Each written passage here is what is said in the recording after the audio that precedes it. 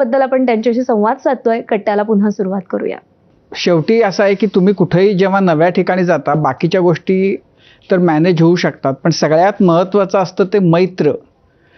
आणि 24 हे वय असं आहे की जेव्हा शाळेचे, कॉलेजचे, नोकरीचे ज्या वयामध्ये तुमची मैत्री आणि इमोशनल इन्व्हॉल्वमेंट, अटॅचमेंट खूप असते अशा लोकांबरोबर, त्यांना सोडून जाणं हे माझ्या मते सगळ्यात चॅलेंजिंग जर काही असेल तर ते असेल.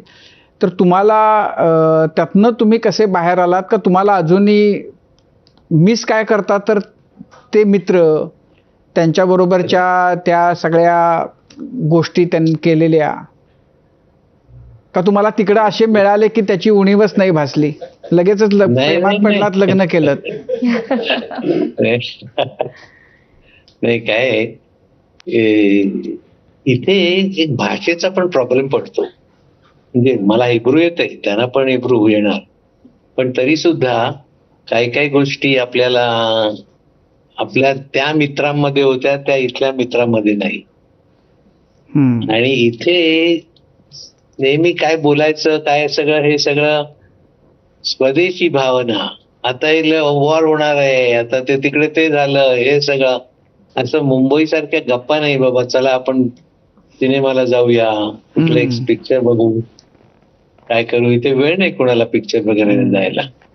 आणि इथे पिक्चर घरात लागतायत ना, आता टीव्ही आलेत, त्यामुळं ते काही गरज पडत नाही.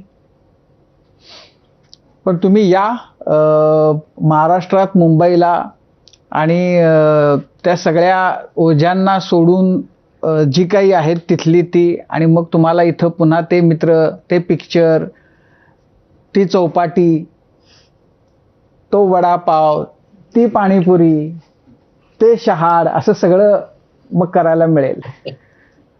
एक खूप छान वाक्य ऐकलं होतं सर, की एका माणसाला तुम्ही अस्खलित मराठी बोलायला शिकवा आणि त्याच्या मनामध्ये मराठी प्रेम रुजवा. तो जगाच्या कोणत्याही कोपऱ्यात गेला तरी तो मराठी विसरणार नाही आणि मराठी अमर राहील की नाही याची चिंता कोणाला भेडसावणार नाही.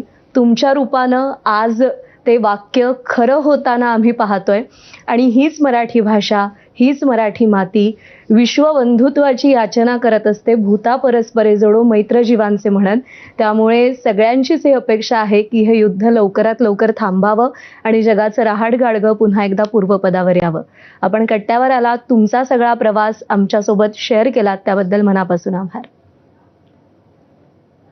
मी सुद्धा तुमचे आभार मानतो. तुमच्या बरोबर चर्चा करायला मला फार बरं वाटलं. खूप खूप आभार सर, आज तुम्ही कट्ट्यावर आलात त्याबद्दल.